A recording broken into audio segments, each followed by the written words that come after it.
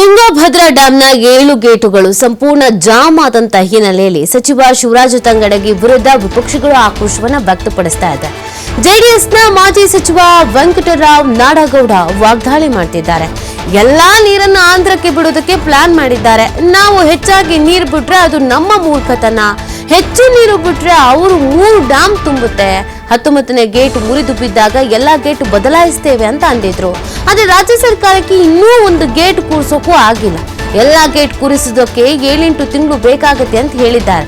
ಸಚಿವರು ಯಾವ ಯುಗದಲ್ಲಿದ್ದಾರೆ ನಂಗೆ ಅರ್ಥ ಆಗ್ತಾ ಇಲ್ಲ. ಟೆಂಡರ್ ಕರೆದಿದ್ರೆ ದಿನಕ್ಕೆ ಒಂದೊಂದು ಗೇಟ್ ಕೂರಿಸಬಹುದು. ಸರ್ಕಾರದ ವಿರುದ್ಧ ಮಾಜಿ ಸಚಿವ ವೆಂಕಟರಾವ್ ನಾಡಗೌಡ ಈ ರೀತಿಯಾಗಿ ಕಿಡಿಕಾರಿದ್ದಾರೆ.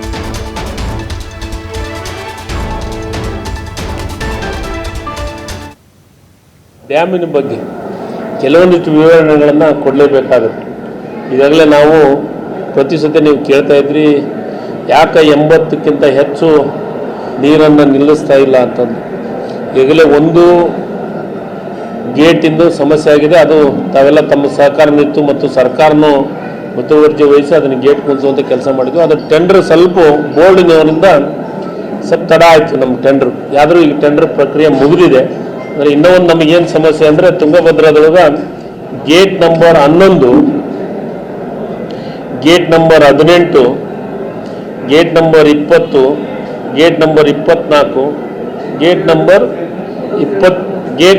11, gate number 18, gate number 20, gate number 24, gate number 27, gate number 28 ಇವಿಷ್ಟು ನಮಗೆ ಮೇಲೆ ಎತ್ತಲಿಕ್ಕೆ ಇಳಿಸ್ಲಿಕ್ಕೆ ಆಗ್ತಾ ಇಲ್ಲ. ಈಗ ನಾವು ನೀರು ಬಿಡ್ತಾ ಇಲ್ಲ. ಈ ಗೇಟ್ನ ಮುಖಾಂತರ ಬಂದ್ ಮಾಡಿದ್ವಿ ಪೂರ್ಣ. ಯಾಕಂದ್ರೆ ಅವು ಸ್ವಲ್ಪ ಬೆಂಡ್ ಆಗಿದಾವೆ.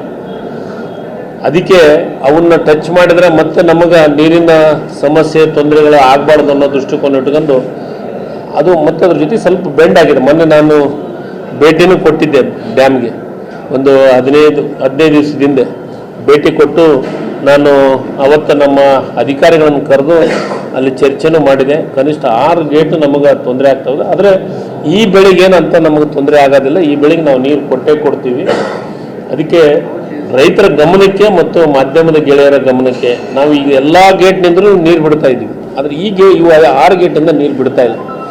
4ನೇ ಗೇಟನ್ನು ಸ್ವಲ್ಪ ಸಮಸ್ಯೆ ಆಗಿತ್ತು. ನಮಗೆ 4ನೇ ಗೇಟು ಸಮಸ್ಯೆ ಆಗಿತ್ತು. ಅದನ್ನು ಸ್ವಲ್ಪ ಬೆಂಡ್ ಇದೆ. 2ನೇ ಬೆಳೆಗೆ ನೀರು ಸಿಗಲ್ಲ ಅಂತ ಹೇಳ್ತಾ ಇದ್ದಾರೆ. ನೋಡಿ, ಈ ಸರ್ಕಾರಕ್ಕೆ ಮಾನ ಮರ್ಯಾದೆ ಏನು ಇಲ್ಲ. ಆ ಗೇಟ್ ಕಿತ್ತಿ ಹೋದಾಗ ಬಂದು ನೀರಾವರಿ ಸಚಿವರು ಬಂದು ಕೇಳೋಗ್ಬಿಟ್ರು, ಈ ಗೇಟ್ ಕುಂದಿರ್ಸಿದ್ವಿ, ರೈತರನ್ನ ಉಳಿಸಿದ್ದೀವಿ, ಎಲ್ಲ ಗೇಟ್ಗಳನ್ನು ಮುಂದಿನ ವರ್ಷ ಅನ್ನೋದ್ರೊಳಗಾಗಿ ಬದಲಾಯಿಸಿಬಿಡ್ತೇವೆ ಅಂತ ಹೇಳೋದ್ರು. ಅವರಿಗೆ ಒಂದು ಮುರಿದ ಗೇಟನ್ನು ಕುಂದಿರ್ಸೋಕ್ಕಾಗಲಿಲ್ಲ. 9 ತಿಂಗಳಾಯ್ತು. ಬೇಸಿಗೆಯಲ್ಲಿ 1 ವರ್ಷ ಆಯ್ತು. ಈಗ ಆಗಷ್ಟೊತ್ತಕ್ಕೆ 1 ವರ್ಷ ಆಯ್ತು. ಅವರಿಗೆ ಕಾಲಾವಕಾಶ ಇತ್ತು 8-9 ತಿಂಗಳ ಮಾಡೋದಕ್ಕೆ. ಮಲಗಿದ್ರು. ಈಗ ಎಚ್ಚೆತ್ಕೊಂಡು ಆ ಗೇಟ್ ಬೆಂಡ್ ಆಗೈತೆ, ಈ ಗೇಟ್ ಬೆಂಡ್ ಆಗೈತೆ. ನೋಡಿ, ಕನ್ನಯ್ಯ ಅವರು ಎಲ್ಲ ಗೇಟುಗಳು ಸರಿ ಇಲ್ಲ, ಎಲ್ಲವನ್ನ ಬದಲಾವಣೆ ಮಾಡ್ಬೇಕಂತಲೇ ರಿಪೋರ್ಟ್ ಕೊಟ್ಟಿದ್ದಾರೆ. ಇವತ್ತು ಆ ಗೇಟ್ ಬೆಂಡ್ ಆಗೈತೆ, ಈ ಗೇಟ್ ಸೊಟ್ಟಾಗೈತೆ ಅಂತ ಹೇಳ್ತಾರಲ್ಲ, ನಾಚಿಕೆ ಬರೋದಿಲ್ಲ. ಅದು ಇನ್ನೊಂದು ಸ್ಟೇಟ್ಮೆಂಟ್ ಕೊಡ್ತಾರೆ, ನನಗೆ ಅರ್ಥ ಆಗ್ತಾ ಇಲ್ಲ. ಒಂದು ಗೇಟ್ ಕುಂದಿರ್ಸಕ್ಕೆ, ಈ ಎಲ್ಲ ಗೇಟ್ಗಳನ್ನು ಕುಂದಿರ್ಸಕ್ಕೆ 7-8 ತಿಂಗಳ ಸಮಯ ಬೇಕು. ಯಾವ ಯುಗದಾಗ ನನ್ನ ಮಂತ್ರಿಗಳು ಅರ್ಥ ಆಗ್ತಾ ಇಲ್ಲ. ಗೇಟ್ ಕುಂದಿರ್ಸಕ್ಕೆ 8 ತಿಂಗಳ ಬೇಕಾ? ಒಂದು ನಿಮಿಷ ಸರ್, ಒಂದು ನಿಮಿಷ ಸ್ವಲ್ಪ ನಾನು ಹೇಳೋದನ್ನ ನೋಡಿ. ನೀವು ಟೆಂಡರ್ ಕರೀಲಾರ್ದೆ ಗೇಟ್ಗಳು ರೆಡಿ ಇದ್ರೆ ಕುಂದಿರ್ಸಕ್ಕೆ 8 ತಿಂಗಳ ಬೇಕಾ? ದಿವಸ ಒಂದೊಂದು ಗೇಟ್ ಕುಂದಿರ್ಸ್ಬೋದು. ಒಂದು 10 ಒಂದಿದ್ರೆ 10 ಕಂಪ್ನಿಯವ್ರು ಬಂದ್ರೆ 10 ಗೇಟ್ ಒಂದೇ ದಿನದಾಗ ಕುಂದಿರ್ಸ್ಬೋದು. ಯಾವ ಟೆಕ್ನಾಲಜಿ ಇಷ್ಟಿರುವಾಗ ನೀವು ಆ ಗೇಟ್ ಕುಂದಿರ್ಸಕ್ಕೆ 8 ತಿಂಗಳ ಬೇಕು. ನಾವು 2ನೇ ಬೆಳೆಗೆ ನೀರು ಕೊಡೋದಿಲ್ಲ. 2ನೇ ಬೆಳೆಗೆ ನೀರು ಕೊಡೋ ಪ್ರಶ್ನೆ ಈಗ ಬರೋದಿಲ್ಲ. ಅದನ್ನು ಸುರಕ್ಷತೆ ಮಾಡಬೇಕು. ನವೆಂಬರ್ ಡಿಸೆಂಬರ್ನೇ ಅಲ್ಲಿ ನೀರು ಎಷ್ಟಿದೆ ಅನ್ನೋದ್ರ ಮೇಲೆ ಮುಂದಿನ ಬೆಳೆಗೆ ನೀರು ಕೊಡಬೇಕು ಕೊಡಬಾರ್ದು ಅಂತಕ್ಕಂಥದ್ದು ತೀರ್ಮಾನ ಆಗ್ತದೆ. ಹೌದಪ್ಪ, ನಾಳೆ ಮಳೆ ಬಂದು ಒಂದು 70-80 TMC ನೀರು ಇತ್ತಂದ್ರೆ ಕೊಡಂಗಿಲ್ಲ ಅಂತೀರ ನೀವು ಬೆಳೆನ?